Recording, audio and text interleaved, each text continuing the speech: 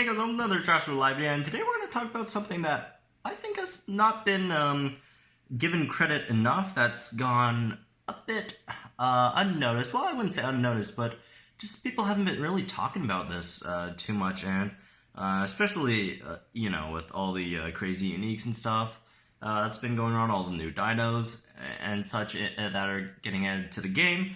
A lot of people have really been glossing over these dinos, which are the epic hybrids. The epic hybrids in this game, I think they've really come a long way. If you guys remember when the game first came out, if you guys were in the beta, like these epic hybrids were really awful. Spinotaraptor was probably one of the worst dinos in the game. Stegoceratops probably right around that, with like really trash moveset. I remember it had a slow impact, velocity strike, and stunning impact. Not even greater stunning impact. Like, it was like these dinos were like among the worst in the game. And then Amargaseth was actually not bad back then, but it did get nerfed a lot. And now we have like some of these epic hybrids are like some of the top tier dinos in the game, like Procerathomimus. Procerathomimus is great. Did get a bit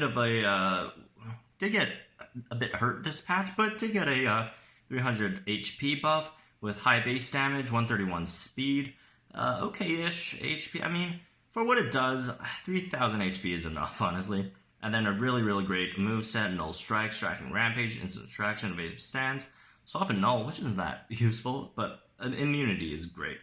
Oh, also, by the way, it comes out on Tuesdays now, although it's really hard to find them. But yeah, one of the most, complete, just fast, immune dinos in the game. It really is an absolute top tier material. And then if we look at Stegoceratops, one of the more old school, super strong epic hybrids with a really great stat line, obviously. Decent speed, decent health, average damage, and then a really great moveset, just slow, stun, both, which now are 75% stuns, and 2 impacts and 2 strikes. It by no means is a bad dino. 25% armor as well. It's a super reliable dino. Although there would be some arguments if you want, which one's better, Monostego or Stegoceratops. I personally would prefer Monostego at the moment, just because it got the huge, massive buffs the past few patches. But Stegoceratops is still really usable and one of the better dinos in the game. If you look at like Edmontoguanadon, just an absolute solid dino, huge HP stat, and then with that regen and run with a HP buff this patch, this thing is a monster. Greater stunning rampage, great move, swap and stun, that's fine. Null impact, spirit strike, great set. And then we got this new Purosaurus in 1.7, which is an absolute monster. Coming from two really, or used to be extremely mediocre dinos. These two, Carno and Purosaurus, were probably two of the worst rares in the game, and they both got a buff this patch, or decent buffs, and created a really great epic hybrid in Purosaurus as well, with that rending counter and the stalling abilities. So yeah, epic dinos or epic hybrids, at least, are in a really good spot in the game at the moment, which I don't think a lot of people are really taking into consideration. A lot of these, like Perthuras, Procerathomimus, and Edmontoguanadon, Stegoceratops, these are like totally deserving of end game materials. Like, you could totally just have these on your game or on your team in the end game. They could, not saying they're better than stuff like Dilorcaris or Trichosaurus, but they're certainly better than a lot of the other uniques and legendaries that are higher rarities than them, and they really do work out well. So, anyways, let's go to a battle, because I haven't used a lot of these in a long time, and these are really fun to use. Especially, I love Edmontoguanadon. I've been thinking about leveling up Edmontoguanadon and putting it on my team, honestly. That has been a real consideration of mine. But the only thing, my only problem with it is I just can't bring myself to level it, to over level it, just in case, like, if it ever gets a legendary or unique hybrid, like, it's already so good. Like, imagine if it gets like a legendary or unique hybrid. That would be absolutely crazy for Edmontoguanadon. And same goes for the others, Procerathomimus, Purosaurus as well. You see Stegoceratops. Stegoceratops is super strong already, and then the hybrid for it, Monostegotops, is absolutely monstrous. So yeah, that's the only thing holding me back from, well, probably DNA as well, but the main factor holding me back from leveling that thing up is I'm just afraid it gets a great hybrid in the future or whatever. Anyways, back to this game. Ouch. That actually did way more damage than I expected it to do from that Tyrannosaurus there. Let's see, our speed debuff's gone next turn, so we could debuff this. Oh my goodness, Stegoceratops just took out a Rex and is just about to take out this Tyrannosaurus as well, which is pretty funny. Alright, I mean, they really can't do much. They just gotta hope for my my stun here to miss, I guess. So, because it ran out. Wait, oh, never mind. Oh, I thought that was a greatest stunning strike. It was impact. So, well, there goes that. Oh, nothing minus. Well, Stegoceratops is dead here then. But hey, 2 for 1. I'll take that. Well, there's a legendary as well. Not in the best position here. Let's see. Ornithomimus is a really annoying dino to deal with. I might go with Perthuras, set up the shield, and then run with that. Probably. We also got Precise Rampage, which we could also use. But I'm trying to, I don't know, they might use an Instant Distract here, so, alright. Yeah, I was thinking they might use Instant Distract, which is why I didn't go for the Precise Rampage, because I don't want all that damage to go to waste. So, yeah. Impact and Run. Still gonna get hit by the Rending counter, although, to be fair to our Ornithomimus, it doesn't have that much HP to begin with, so our Rending counter won't do that much damage to it, since it is based on the percentage of your opponent's health, which Ornithomimus isn't the biggest tank of all things, so there's that long prod. How many turns do we have on this thing left? I can't even do anything about it. And Dom can't even do anything about it. Poor thing. Poor thing. And there goes Ornithomimus. Oh well. I just love using these dinos. Like, Edmontoguanadon, I really want to put it on my team just because of all the crazy team combinations you could put in with Edmontoguanadon, especially now with Paramoloch, with that the Paramoloch rework, now that it has regen and run as well. Like, regen and running into each other after like throwing out the stuns, so the free damage, that has to be super fun. So, oh boy, I wish I could level this thing up more than I actually can. Well, I guess I physically can level it up more, but I'm just not. I just don't want to take the risk. Anyways, Purosaurus as well. Purosaurus, although it does have a hard limitation on the DNA side, since it is, or half of it is arena exclusive, so that would be a bit more harder to farm than any of the other dinos that we do have around here. The epic hybrids, I mean. I do know a few folks that use epic hybrids in the top 50. The Max used to use Postimetrodon. Now, after Postimetrodon got nerfed, I'm pretty sure he doesn't go for it anymore. And then also, I think he also uses Stegoceratops, and then some other folks run Procerathomimus as well. I know the community runs Procerathomimus. I think it's level 29 or something. It's pretty crazy. So, for the most part, yeah, they're super viable endgame. Whew, thankfully we didn't get crit there. We could throw out a lethal wound on this Rex. For some reason I thought lethal wound was... Ooh, you know what? Actually... Let's see. You know what? I'm going for the instant pinning. Just so it can't swap here. Because if it swaps out... you know what? It probably wouldn't have swapped anyways. just because of how low its HP was. I was just trying to find a way to set up Gorgosuchus so it could go for a massive Defense Shattering Rampage next turn. Because Gorgosuchus was with that damage buff, which totally was not necessary. Like, it already had a lot of base damage. 1.3k is no joke, and now it's 1.4k.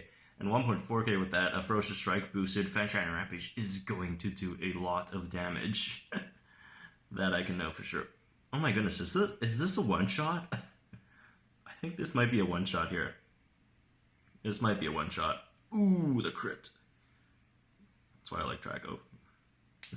It has decent damage for being a tank. Ouch, that was a one-shot on the Drago. I love these dinos. These are so fun to play with.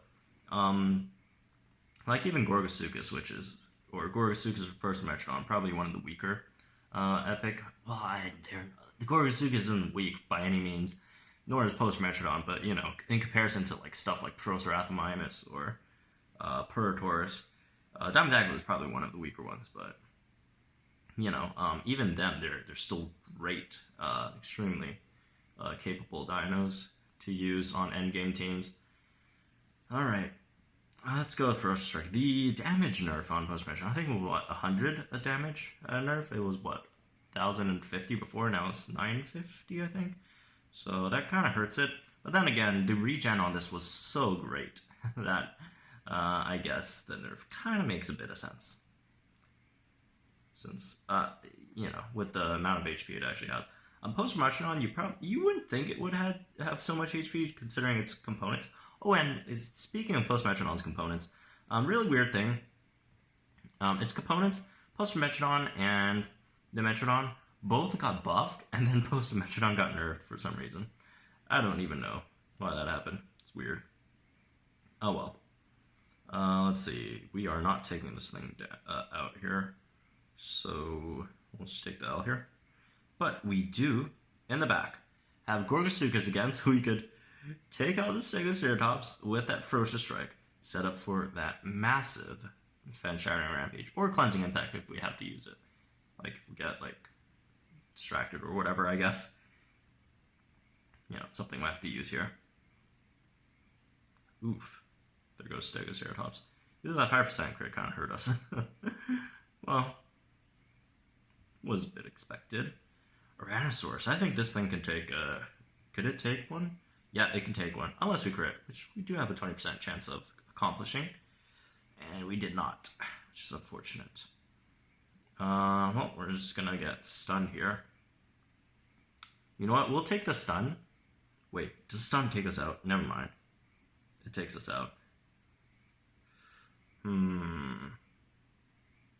Yeah. We'll just take the L here. Oof. That one hurt. Well, Purosaurus should take out the Rhino here with the counter. What was it called again? Rending counter. It does have a lot of HP, so I'm expecting it to take it out. Not 100% sure on the numbers though. And it does. Oh, never mind. Yeah. I don't know why I wasn't sure. How much HP did it even have left? Like 900 something? Yeah. Nope. Okay. Tragosuchus. Guess we'll just set up a shield for now.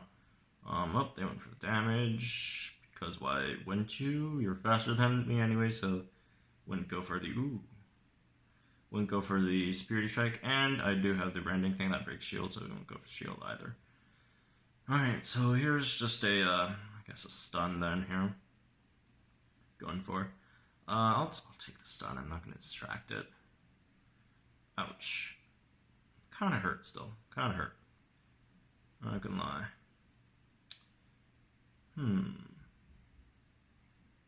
You know what? Probably gonna swap this turn, right? Ooh, I don't know.